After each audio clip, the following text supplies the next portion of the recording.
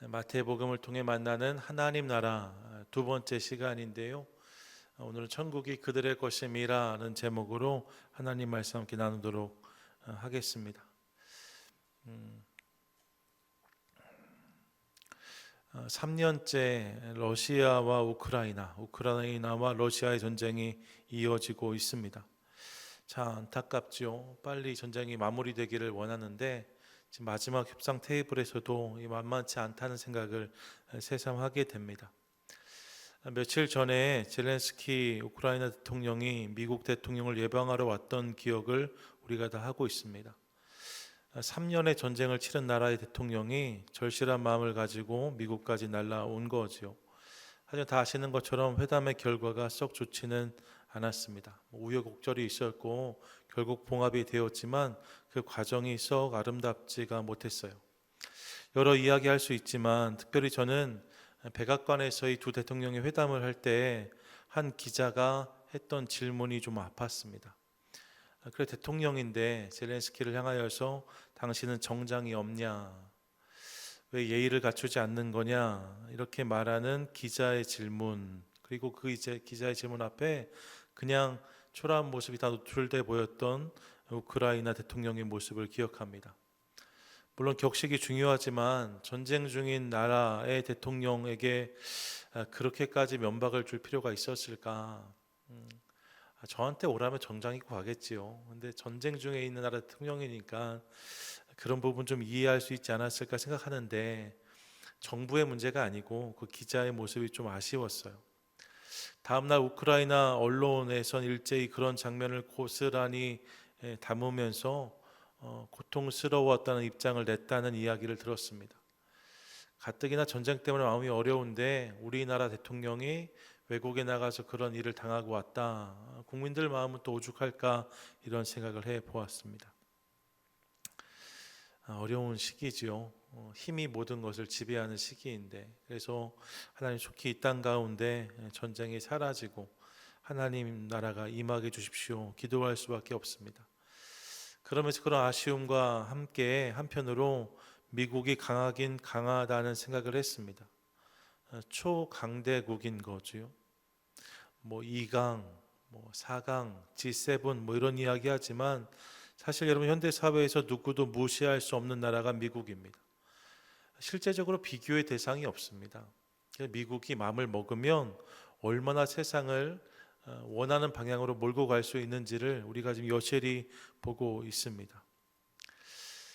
그래서 요 몇 년이 미국의 강함을 자랑하는 시기가 될 것 같기도 하고 또 이 시간이 지나고 나면 그런 미국이 젠틀하게 대하는 것이 얼마나 의미 있는 것인지를 새삼 기억하는 또 시기도 될 것 같다는 생각을 해봅니다.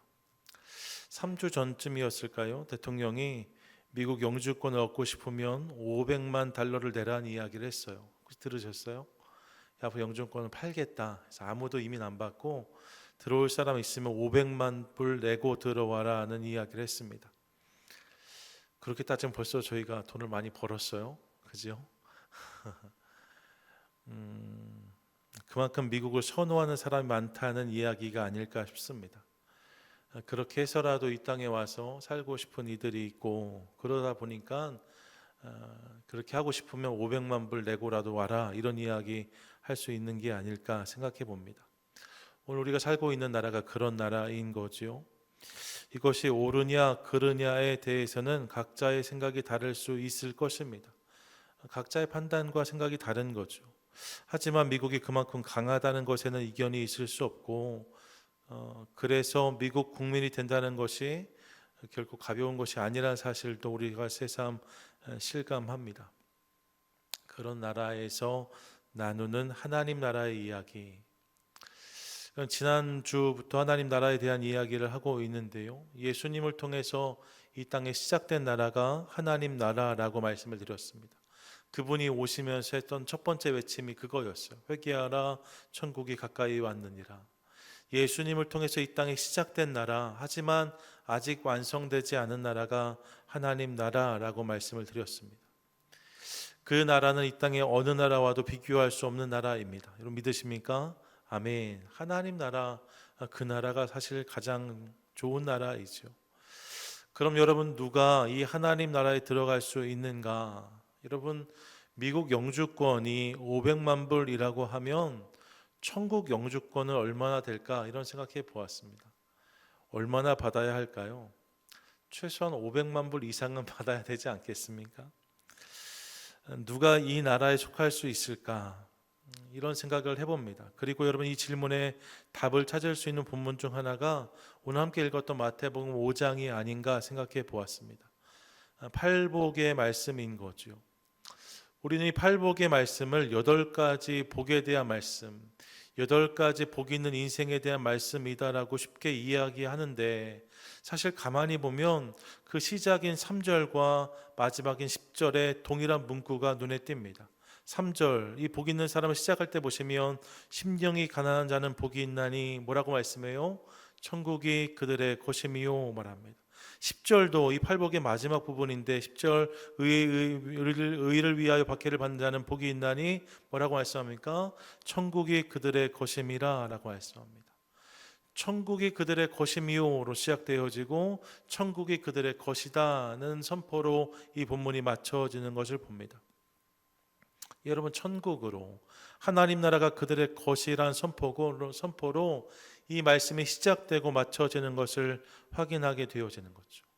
이 팔복의 시작과 끝에 하나님 나라가 있다는 거예요.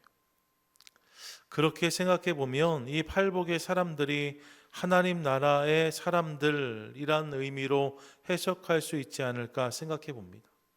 하나님 나라의 사람들은 어떤 사람들인가? 이런 사람들이라는 거예요.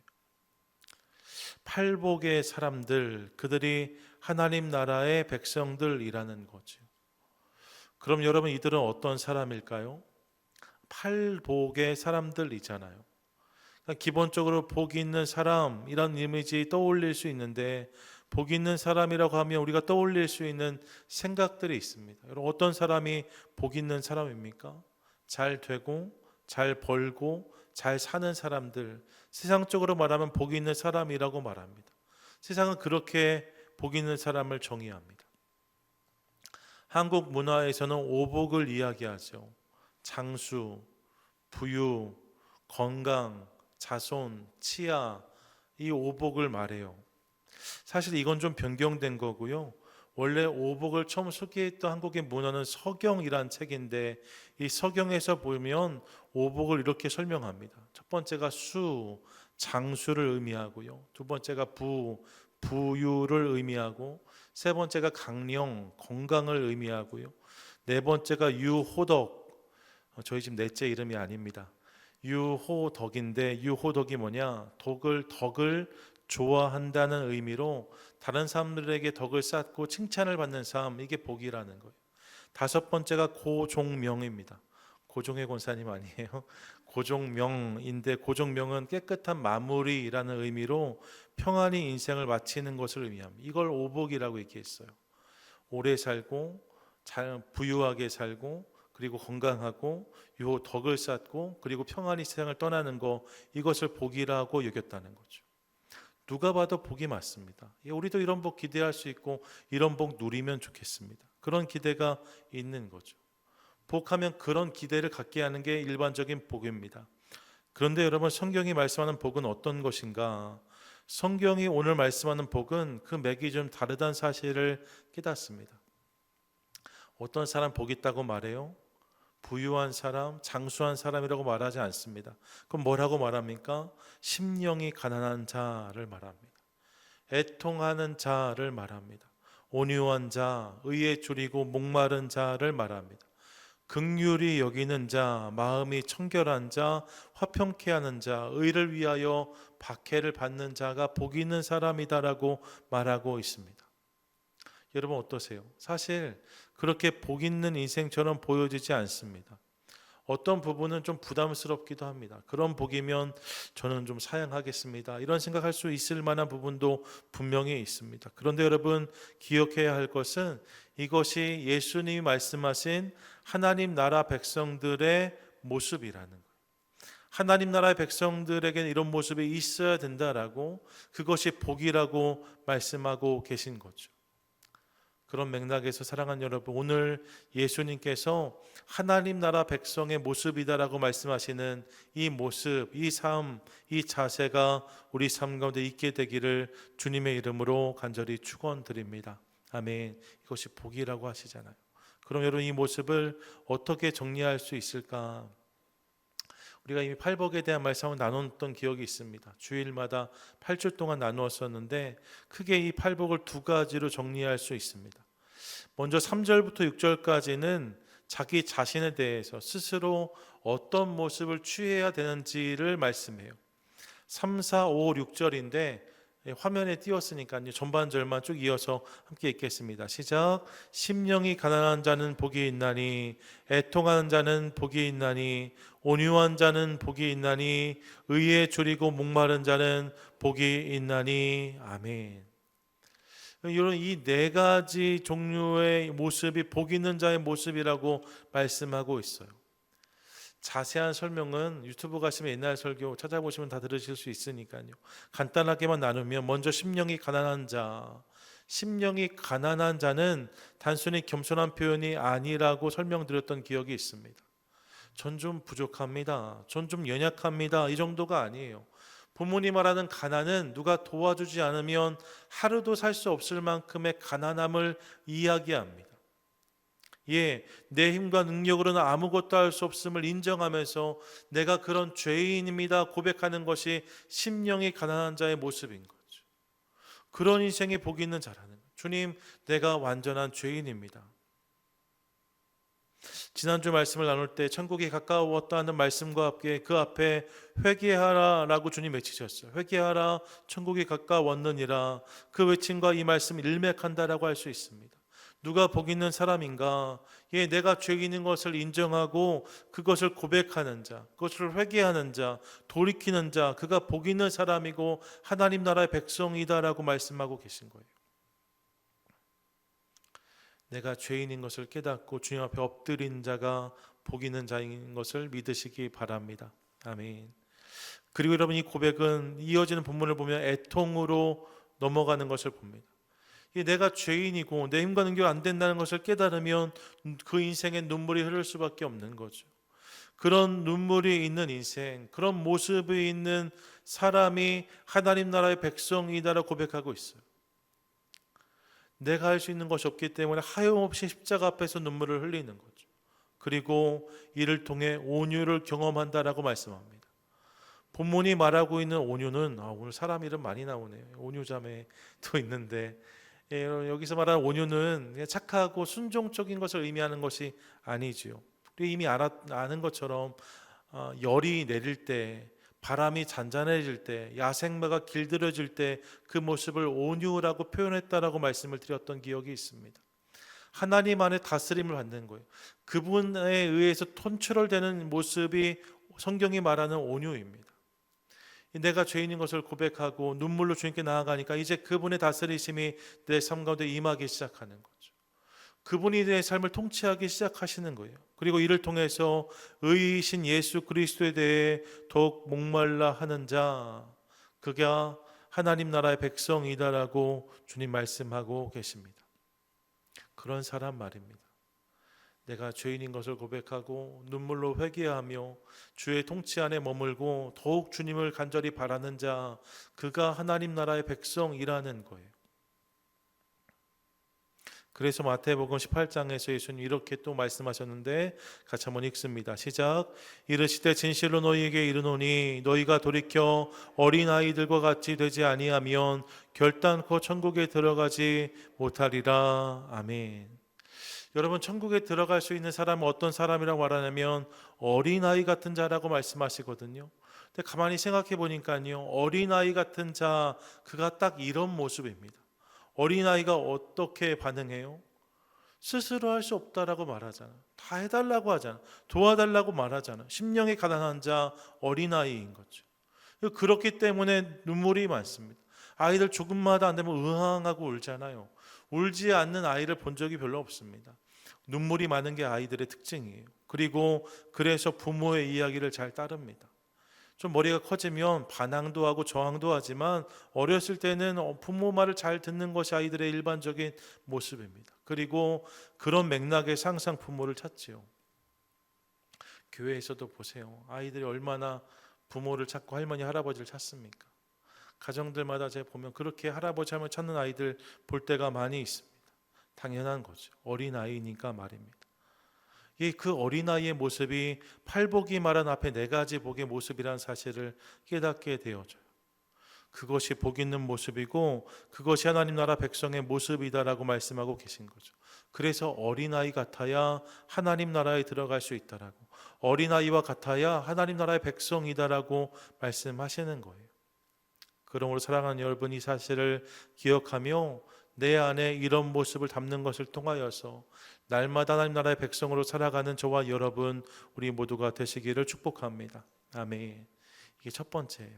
더불어 7절부터 10절까지는 무엇이라 말씀하는가 이렇게 말씀하는데 같이 한번 읽습니다. 시작. 긍휼히 여기는 자는 복이 있나니 마음이 청결한 자는 복이 있나니 화평하게 하는 자는 복이 있나니 의를 위하여 박해를 받는 자는 복이 있나니. 아멘. 무엇일까요? 여러분 3절부터 6절까지 말씀이 자기 자신에 대한 자세였다면, 자기 자신에 대한 이해였다면, 이제 7절부터 10절까지는 그런 사람이 다른 이들을 대하는 모습은 이래야 된다라고 말씀하고 있는 거예요. 먼저 여러분, 심령이 가난한 자, 그런 자들은 이제 다른 이들을 긍휼히 여긴다라고 말씀합니다. 내가 죄인인 것을 인정하고 그렇게 심령이 가난해지면, 내가 죄인 중에 죄인이고 죄인 중에 괴수인 것이 깨달아지기 시작하면 다른 이들을 바라볼 때는 정죄할 수 없게 되는 거예요. 다른 이들의 티끌을 보고서도 손가락질할 수 없게 되어지는 거예요. 왜요? 내 안에 있는 들보를 내가 잘 알거든요. 이것이 천국 백성의 모습인 거죠. 내가 죄인인 것을 기억함으로 다른 이들을 바라볼 때도 그들의 연약함을 긍휼히 여기는 것, 불쌍히 여기는 것, 이것이 천국 백성의 모습이라고 말씀합니다. 그리고 청결하고 깨끗한 마음으로 다른 이들을 대한다라고 또한 말씀해요. 이제 그들을 긍휼히 여기기 시작하니까 더 이상 그들에게 욕심 부릴 수 없어요. 내 이기를 주장할 수 없어요. 나쁜 마음으로 죄와 악을 도모할 수 없습니다. 우리가 다 연약한 자들인 것을 알기 때문에 정직하고 겸손한 마음으로 서로를 대하기 시작하게 되어지는 거죠. 또 화평을 위해 노력한다 합니다. 하나님 나라의 사람들은 평화를 만드는 사람들입니다.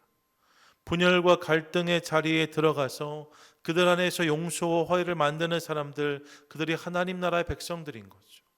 우리가 다 죄인인 것을 알기 때문에 그 안에 들어가서 한 사람 한 사람 불쌍히 여기면서 품어주는 것을 통하여서 화평을 만들어가는 사람들, 그들이 하나님 나라의 백성이라는 거예요. 끝으로 이를 위해 기꺼이 핍박과 박해를 감당한다라고 말씀합니다. 의를 위하여 박해를 받는 자라고 말씀하잖아요. 나에게 예수님이 필요하다는 고백으로 인하여서 그분께 목마른 모습이 나에게 있었다면, 이제 너에게도, 당신에게도, 너희 모두에게도 그분이 필요하다는 확신을 가지고 이를 위한 수고와 헌신을 감당하는 사람들, 때론 그 일 때문에 수치와 어려움을 겪을지라도 끝까지 그 일을 감당하는 사람들, 이것이 하나님 나라의 백성이라는 거예요. 당신에게도 주님이 필요하다는 믿음을 가지고 그 사람이 아무리 조롱하고 무시하고 어렵게 할지라도 계속해서 그에게 예수 그리스도를 말하는 사람들, 하나님 나라의 백성들이라는 거죠. 그때 성경은 천국이 그들의 것임이라. 여러분, 그들이 있는 곳에 하나님 나라가, 천국이 임한다라고 말씀하고 있습니다. 그러므로 사랑하는 여러분, 이 사실을 기억하며 우리 삶의 주변에 그런 천국을 만들어가는 저와 여러분 될 수 있기를 간절히 소망합니다. 우리가 그런 사람이 되어지고 그런 모습으로 다른 이들을 품고 섬기기 시작할 때에 천국이 그들의 것임이라고 말씀하잖아요. 그들이 천국을 경험하게 된다는 것, 그들이 천국에 속한 자들로 살아갈 수 있게 되어진다는 거죠. 우리의 삶의 주변이 천국이 임하게 되어진다라고 성경은 말씀하고 있습니다. 여러분, 이 약속을 믿으십니까? 아멘. 이런 이 말씀을 믿고 붙드는 것을 통하여서 그렇게 우리 삶에 천국을 만들어가는 저와 여러분 우리 모두가 되시기를 축복합니다. 아멘. 한 가지 이야기하고 마치려고 하는데요. 어느 추운 겨울날 주일 오후였습니다.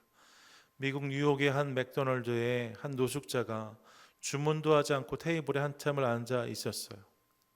수년 전 얘기입니다. 얼마 전에는 한국 분들 쫓겨나기도 했었으니까 이심이 각박해졌을 때고요. 한참 전 이야기예요. 노숙자가 맥도날드 매장에 주일 오후에 앉아 있는데 근데 지저분한 옷차림에 손은 얼어 있었고 냄새도 많이 났어요. 가게 안에 있던 손님들이 그를 불편하게 자꾸만 바라보았고 그래서 매장 직원들이 눈치를 주면서 그를 내보내려고 하는 상황이었습니다. 근데 그때 한 청년이 매장에 들어왔어요. 한 손에 성경책을 들고 있는 것을 보니까 예배를 마치고 지금 막 이곳에 들어온 것 같았습니다. 그가 계산대에서 주문을 하다가 이 노숙자를 발견합니다. 모든 사람이 불편해하고 있는 노숙자를 그가 보게 된 거예요. 그리고 아무 말 없이 자신이 주문한 것들의 계산을 마친 뒤에 음식을 받습니다. 그리고 그 트레이를 가지고 노숙자에게 다가가서 말해요. 추우시죠? 따뜻하게 이거 드세요. 그리고 자신이 주문했던 햄버거와 감자튀김, 따뜻한 커피를 노숙자 앞에 내려놓습니다. 노숙자가 당황한 듯 하다가 눈물을 인해 글썽이면서 작은 목소리로 말해요. 이제까지 나를 이렇처럼 대해준 사람은 당신이 처음인 것 같습니다. 청년이 미소를 지으며 이렇게 답합니다. 당신은 소중한 사람입니다. 주님이 당신을 사랑하시거든요. 식사 맛있게 하세요. 그리고 매장을 나간 거죠. 그 순간 매장 안에 있던 사람들의 분위기가 바뀌었다고 해요. 손님들은 자신들의 태도를 되돌아보았고 직원들도 더 이상 그를 내쫓으려고 하지 않았답니다.